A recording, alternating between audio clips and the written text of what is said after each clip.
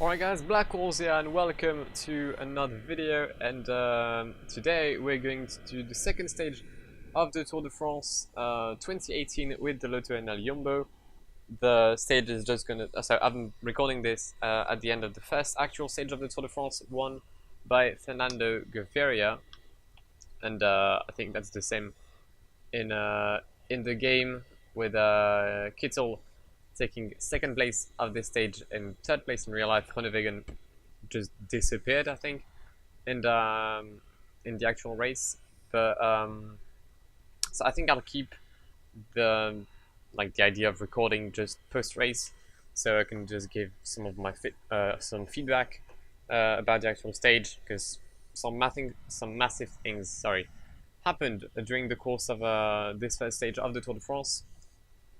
But without further ado, I think we're going to start this race, and yeah, I'll see you for the main breakaway, I guess. Second stage of the Tour de France 2018 edition with the Lotto Yumbo, as I said, and so this is just going to be until the breakaway is formed. I'm just going to bring all my riders to the top of the peloton. I just have to say, I'm recording my voice post race, because I completely forgot to turn my mic on my headset, which I mean is not very smart. Yeah, so I basically know what's gonna happen. I think I'm remembering quite well what I said. So I'm going to attack with Antoine Teloc to try and get the points for the polka dot jersey, because he's going to be my target to get this shirt at the end of the Tour de France. And so the front row, we've got Michael Hepburn, we had Marco Menard, I think we've got Damien Godin, if my eyes are correct. And then we've got this 5-man breakaway with Cousin, Teloc, Turgis, Sutherland, Grousdef, and obviously Teloc. The peloton riding hard with Maximiliano Richese, Andre Amador, I can't remember who the Katusha was, probably either Tsevich or maybe Chanetsky, I can't really remember. Oh wait, Kuchetkov, sorry, it was Pavel Kuchetkov. But basically the aim here is going to get Teloc to the climb, make him go first, and then he'll probably stay in the peloton. Someone's playing on Steam, great. Now I'll have to disable this for the next race. But yeah, so the stage today in the Tour de France was extremely weird. I was expecting something different, maybe some more falls, but during the whole length of the race, not just the end. I knew there was going to be falls at the end, but I was expecting the peloton to be much more nervous than they actually were, which is not a bad thing, to be honest, because it's good for the riders not to fall, obviously. But I don't know, it's usually weird for a Tour de France start. But as you can see, the peloton cut the breakaway, and Antoine Teloc leading the 175 other riders standing behind him. Rory Sutherland tries to attack. So yeah, Antoine Teloc just attacks to try and get the jersey, which he will do. And I think, well, I'll probably bring him back into the main peloton. Tom Scully attacked, followed by Marco Menard and Jérôme Cousin. 4 kilometers to go till the intermediate sprint. We're going to try and get Dylan Groenewegen to get the points as he did in the last stage, to try and get this green jersey in Paris. It's gonna be tough, but I know he can do it. Rosen launching the sprint, Groenewegen following him, but not sprinting, and because of that, he'll only take 4th place of the bunch sprint in the peloton, meaning that he will be 7th of the sprint. And I'll see you next time at the 10 kilometer. No, sorry, at the at 25 kilometers to go. Alright, 22 kilometers left into the second stage of the 2018 Tour de France.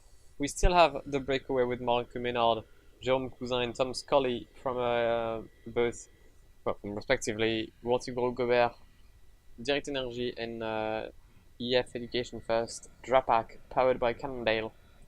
But they'll probably get reeled in by the peloton eventually, and I'll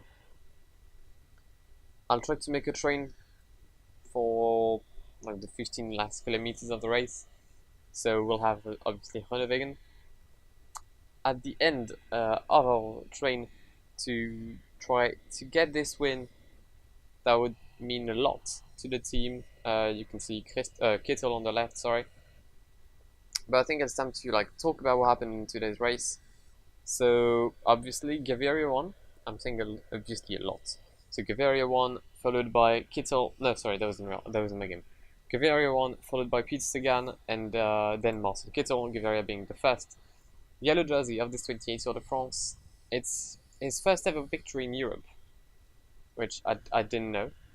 Well, at least this season, I think. He may have won in last season, I don't know. But that's his first ever win in Europe this season. Very dominant sprint. Quickstep doing a great job. But as I was saying earlier, the nervosity of the peloton just showed in the latter stage of the race, with a first fall with 15 kilometers to go, including, sadly, the former French champion and winner of the stage 4 of last year's Tour de France, Arnaud Demar, and meaning that he couldn't participate in the bunch sprint, which was a shame. But I don't know if he would have been able to do something against Gaviria, because he looked very strong. As you can see here, we've got Martens leading the train with Arge Janssen, Timo Rosen, and Dylan Groenewegen behind. The sprint is slightly uphill, so it'll probably tire Groenewegen a bit more than some other sprinters, but we'll see what happens. And then, with like 5 kilometers to go, a Katusha rider just squeezed through him a bit on the side, leading him to lose all his momentum and to fall. Just back to the game with Janssen launching the sprint. Timo Rosen in second place. We're nicely placed. We're like not too far from the top of the race, but there, when Groenewegen launches his sprint, it's already too late, and it's going to be a win for Peter Sagan, followed by Michael Matthews and Marcel Kittel.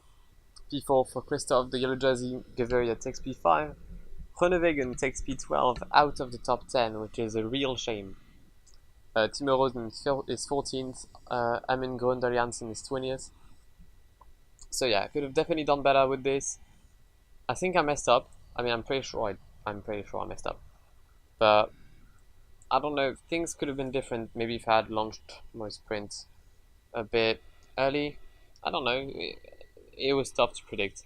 But yeah, as you can see, Peter Sagan on the podium, Marcel Kittel taking the yellow jersey, same time as Gaviria and Sagan, but with the with the added places. He's there.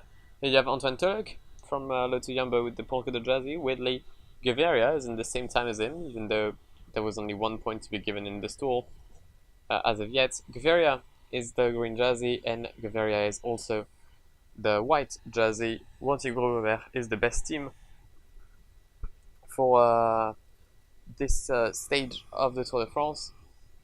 But yeah, so the fall of Froome just kind of broke everything. You've got riders such like Richie Porte, Adam Yates. I think they were the only big one in the fall. But then 2 kilometers later,